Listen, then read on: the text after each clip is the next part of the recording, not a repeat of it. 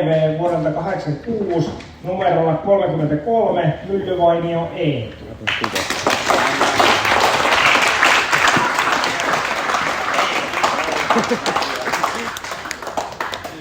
Ja miltä nyt tuntuu? No, ihan kiva voittaa joskus.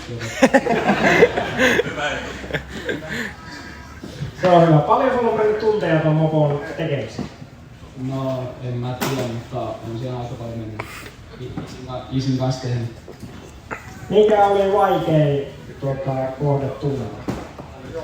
No, en mä oikein Se on hyvä. Kaikki on ollut yhtä helppoa. No, ne on oikeasti aika vaikeita, mutta kiitoksia tästä ja onnea. Mitä? Joo, kuuluu vaan vähän. Kaikki samalle videolle. Ei enää tiedä mihin katsoa, niin mä katson joka paikkaan. Näyttää siltä.